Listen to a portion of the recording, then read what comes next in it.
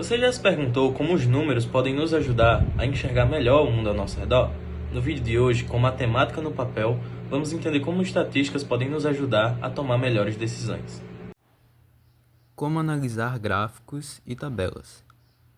Primeiro, vocês vão identificar o tipo do gráfico ou o tipo da tabela. Se for um gráfico, por exemplo, de pizza, um gráfico de linha, de barras, etc., vocês vão tentar identificar. E segundo, vocês vão ler os eixos e os cabeçalhos. Lógico, se for um gráfico, vocês vão ler os eixos X e Y. E se for a tabela, vocês vão ver os cabeçalhos, as colunas e as linhas. Terceiro, vocês vão observar as tendências, os padrões ou as anomalias desse gráfico ou dessa tabela. Se esse gráfico tem tendência a subir, se for, por exemplo, sei lá, em números, se for temperatura, se a temperatura tem tendência em subir, se tem em descer, se tem algum padrão, se não tem, ou se caso tivesse um padrão no começo e no final mudou, se, por exemplo, seria uma anomalia. Enfim, vocês vão ter que observar isso. Quarto, contextualização. O que está sendo representado no gráfico? Sobre o que está sendo falado no gráfico ou na tabela? Sobre o que é aquilo, entendeu? Por exemplo, o gráfico eu disse de temperatura. Seria um gráfico de temperatura, uma tabela de temperatura. Vocês têm que identificar o que está sendo representado. E quinto, a conclusão baseada nas análises, nessas 4 primeiras análises. O que vocês concluírem baseado nessas 4 seria a conclusão. Enfim. Agora eu vou mostrar exemplos de gráficos.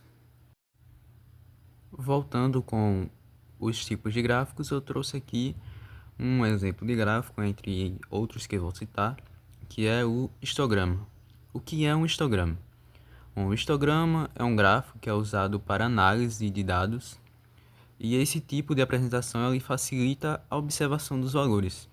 É basicamente formado por colunas que indicam frequência de dados obtidos em uma pesquisa ou em um estudo. Os histogramas eles são utilizados principalmente para demonstrar dados colhidos em estatísticas, como a coleta de informações sobre a população de um local. Mas o uso desses histogramas não é restrito somente a esse tipo de apresentação.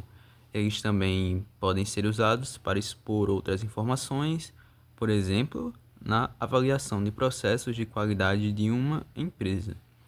E agora eu vou mostrar um exemplo de um histograma, um gráfico de histograma. Aqui eu tenho um exemplo de histograma que é na temperatura, em que na parte de baixo são as temperaturas que vão de 100 a 200, de 20 em 20. E temos também do lado a frequência que vai de 0 a 25, de 5 em 5. Agora, para contextualizar um pouco mais essa parte de histograma, eu trouxe aqui quais são as partes do histograma. O histograma é formado por 3 elementos, que são as classes, a amplitude e a frequência. As classes, elas são as barras indicadoras de valores das estatísticas, que representam tanto os valores mínimos como os valores máximos. A amplitude, ela representa o tamanho de cada uma das classes. E a frequência é a representação da variação do conjunto de dados. E agora eu vou voltar para aquele gráfico e vou mostrar cada uma dessas partes, as classes, a amplitude e a frequência. Voltando aqui para o histograma, eu coloquei aqui a classe, a amplitude e a frequência, que foi o que foi falado antes. Bom, a classe, como representa os valores, a classe ela é todo esse retângulo aqui, todos esses retângulos são uma classe. Já a amplitude é o tamanho, ou seja, essa distância de um ponto entre o outro é a amplitude das classes. Já a frequência ela representa a variação, então a mudança de tamanho. Como aqui está pequeno, aqui vai aumentando, aumentou mais, e aqui seria o máximo nessa parte da frequência. Voltando agora para exemplos de gráficos, tem mais um exemplo que é o exemplo do gráfico de barras. E enfim, o gráfico de barras ele é um gráfico em barras retangulares que representa dados visualmente em categorias. Essas categorias elas representam qualquer coisa, desde profissões até anos, países, grupos demográficos e muito mais. Uma razão pela qual os gráficos de barras são tão populares é que eles são simples, mas versáteis. Quando as barras em um gráfico de barras são organizadas horizontalmente, esse gráfico é por sua vez chamado de gráfico de colunas, porque as barras se assemelham a colunas. Agora eu vou dar um exemplo de um gráfico de barra. Bom, nesse gráfico de barra, eu tenho aqui que ele é um gráfico de taxa de mortalidade de gênero por faixa etária. Temos aqui em laranja a mulher e em azul o homem.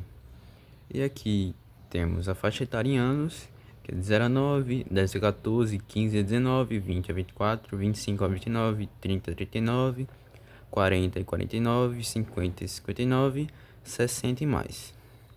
E aqui embaixo a gente tem os óbitos por 100 mil habitantes, que tem de 0, 20, 40, 60, 80 e 100.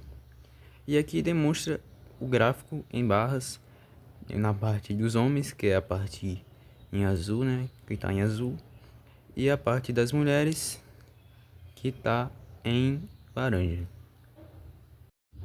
Agora eu trouxe aqui o último exemplo de gráfico da minha parte, que são os gráficos de pizza, os gráficos de setores. Os gráficos de pizza, que são mais conhecidos como de pizza, são gráficos que exibem dados em uma visualização circular, com umas seções, que são as fatias da pizza, representando as suas séries de dados. Em geral, esses gráficos de pizza são muito úteis quando comparam pontos de dados com grandes valores em diferentes proporções. Agora eu vou mostrar um exemplo de gráfico de pizza. Aqui nós temos o exemplo do gráfico de pizza, o gráfico de setores, né, em que mostra que a porcentagem de 50% para o mês de maio, que o mês de maio ocupa 50% desse gráfico, em azul.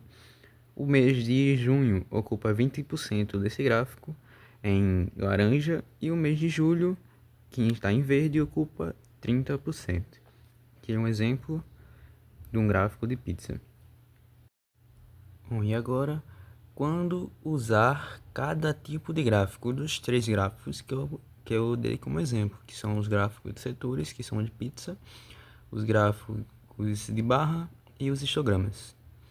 Bom, os gráficos de pizza eles são recomendados para visualizar as informações de apenas uma categoria.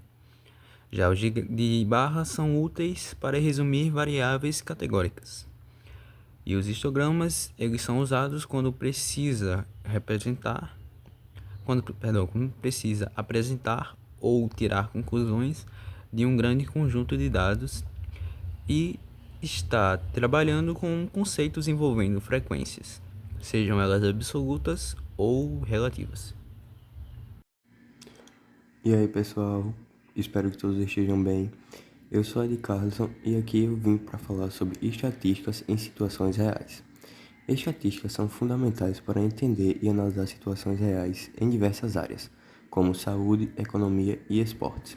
Na saúde, eu vou citar um exemplo que aconteceu durante uma fase muito difícil nas nossas vidas, que foi durante a pandemia do Covid-19. As taxas de infecção e mortalidade. Elas foram utilizadas estatísticas para que dados foram coletados diariamente para rastrear o número de casos, hospitalizações e mortes, ajudando a orientar políticas de lockdown e vacinação. Também foi muito importante as estatísticas na eficácia de vacinas. Estudos estatísticos mediram a eficácia das vacinas em diferentes grupos populacionais, ajudando a definir campanhas de imunização. Agora eu vou falar também um pouco aqui sobre algo muito importante no nosso mundo, que é a economia. A taxa de desemprego. A taxa de desemprego é monitorada mensalmente, fornecendo uma visão clara da saúde econômica. Aumento na taxa pode sinalizar recessão e influenciar políticas fiscais. Outra coisa que influencia bastante também as estatísticas é o PIB. O Produto Interno Bruto é uma métrica-chave que mede a produção econômica total de um país. Alterações no PIB são analisadas para prever tendências econômicas. Outra coisa que a gente gosta muito e também que as estatísticas estão ali influenciando é os esportes. No desempenho dos atletas é um exemplo. Estatísticas como gols por jogo, assistência e desarmes no futebol ajudam os treinadores a avaliar o desempenho e a tomar decisões sobre contratações. Também na previsão de resultados dos jogos. Modelos estatísticos são usados para prever resultados de partidas, com base em dados históricos, condições de jogo e desempenho dos jogadores. Um exemplo disso é quando a Juventus contratou o Cristiano Ronaldo, do Real Madrid. Ele estava voando na fase e foi por isso que impulsionou cada vez mais a contratação naquele tempo. Foi isso, essa é a minha parte, e agora vocês continuem aí no vídeo com o resto da explicação. Fala pessoal, eu irei falar sobre tipos de dados. Vamos lá pessoal, o que são esses dados, o que estuda, vamos aprender, né, um pouco sobre isso. Os dados, ele é um estudo, né, é um dos subprodutos, tá, de um estudo. E o que estuda esses dados? Eles estudam uma população ou uma amostra, como vocês podem ver. Esses dados, né, eles são divididos em duas variáveis, que são elas as qualitativas e as quantitativas. As qualitativas, elas são divididas em categorias, nomes, qualidades, tá? E as quantitativas, elas, né, costumam já ao lado numérico, quantidades numéricas. Ela pode ser uma soma, uma subtração, uma multiplicação, uma divisão, tá?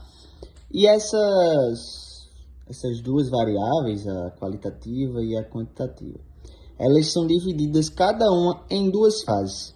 A qualitativa, ela é dividida em nominais e dividida em ordinais, como vocês estão vendo por aqui, tá?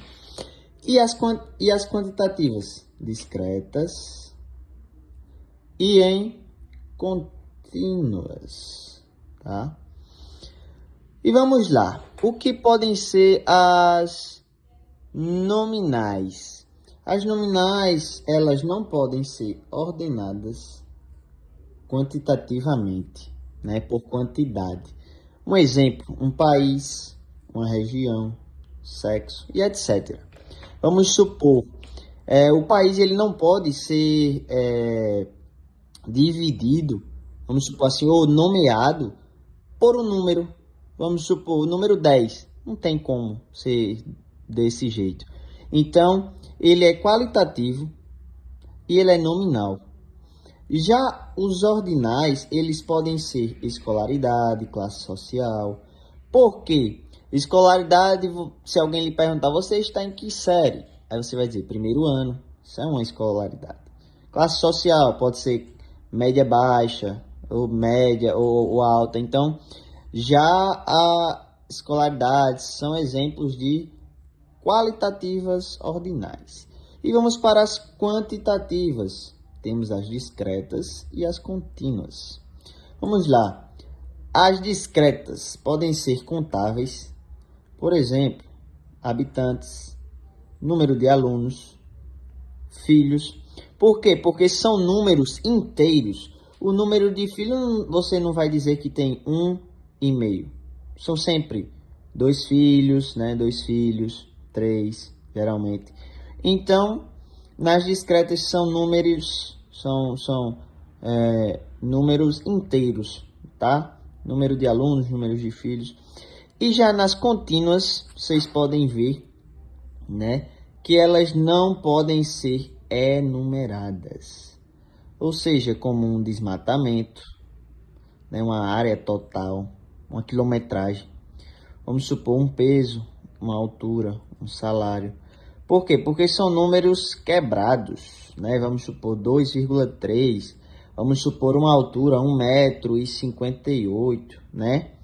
Você não pode enumerar, porque isso pode variar. O seu salário pode variar, pode aumentar, pode diminuir. O peso, você pode aumentar, pode diminuir. A altura, você pode aumentar. Então, as contínuas você não pode enumerar. E já as discretas, elas são contáveis e pode se enumerar. Tá, pessoal? É isso aí, basicamente, o que são os dados e em que são divididas. Qualitativas e quantitativas.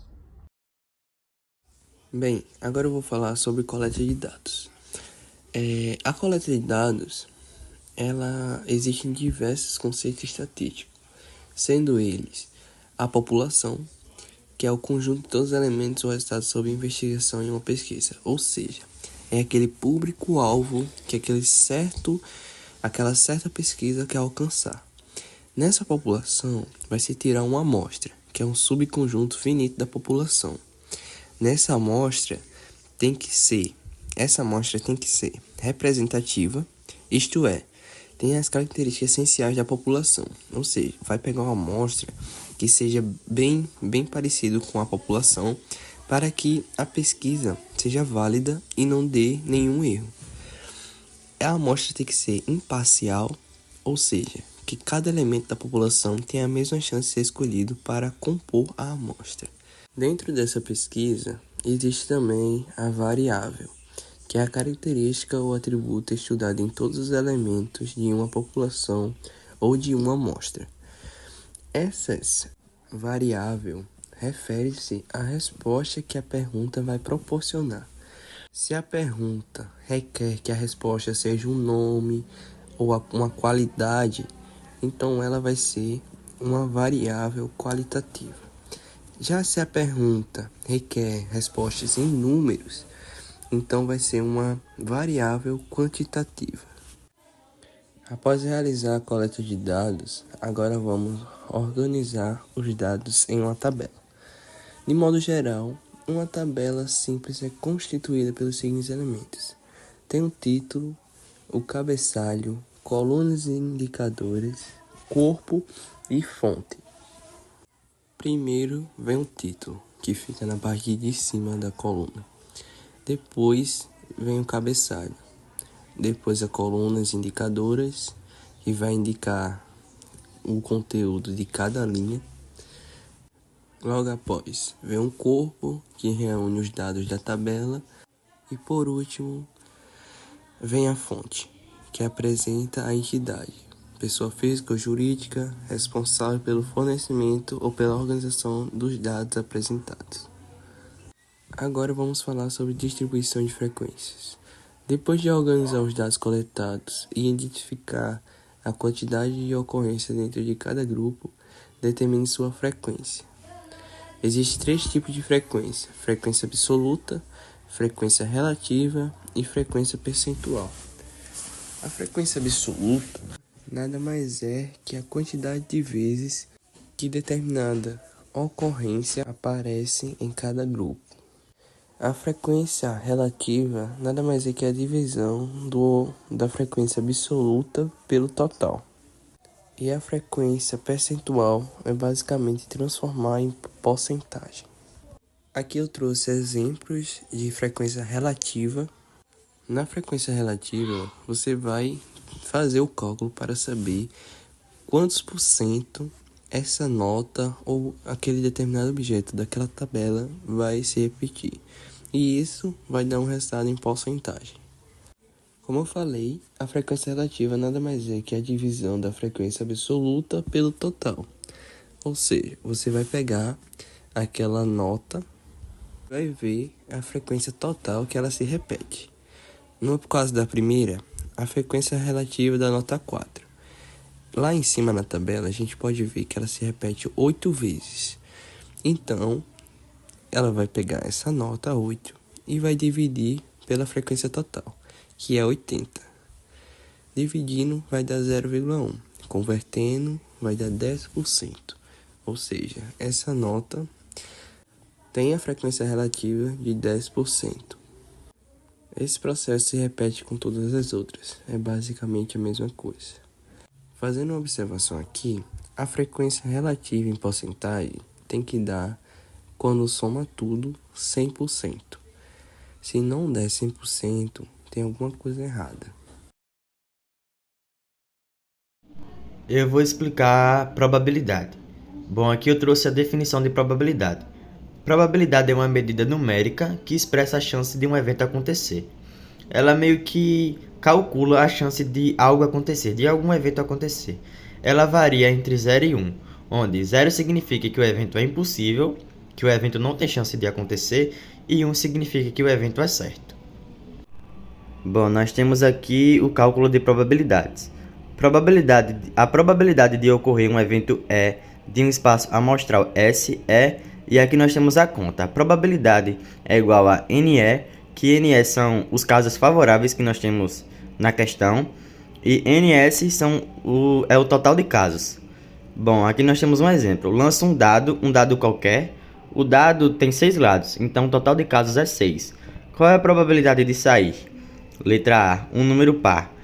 Bom, se nós temos 6 lados no dado, que vai de 1 a 6, cada lado é um número, 1, 2, 3, 4, 5, 6. Quantos números pares nós temos no dado? 3, porque nós temos 2, 4 e 6. Então, os casos favoráveis é 3.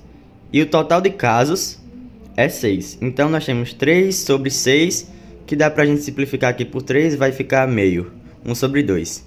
Letra B. O número 3. Qual a probabilidade de cair o número 3?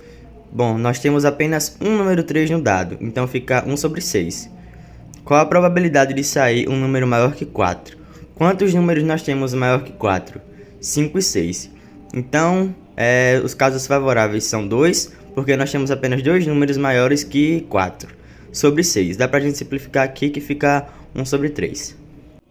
Bom, na probabilidade nós temos eventos independentes e eventos dependentes. Eu vou falar aqui primeiro sobre os eventos independentes. 2 eventos são denominados independentes quando a probabilidade de ocorrer um deles não depende de fato dos outros eventos terem ocorrido ou não. Aqui nós temos um exemplo. Uma urna contém 10 bolas idênticas em massa e tamanho. Há 5 bolas azuis, 2 bolas verdes e 2 bolas amarelas e uma bola vermelha. Sorteando-se 2 dessas bolas, ao acaso, uma de cada vez, com reposição da bola sorteada. A reposição da bola sorteada é que a gente sorteia a primeira bola, depois coloca ela de volta na urna para depois sortear a próxima bola. Qual a probabilidade de a primeira bola sorteada ser azul e a segunda ser vermelha? Nós temos aqui a explicação de como a gente pode fazer isso.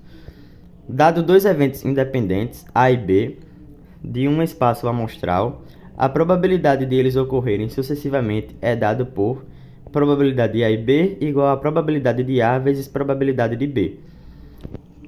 Então, como é que a gente pode resolver isso aqui? Nós sorteamos a primeira bola. Então, a probabilidade de A... Qual foi a primeira pergunta que ele fez? Qual a probabilidade de a primeira bola sorteada ser azul? Nós temos 5 bolas azuis e 10 bolas no total.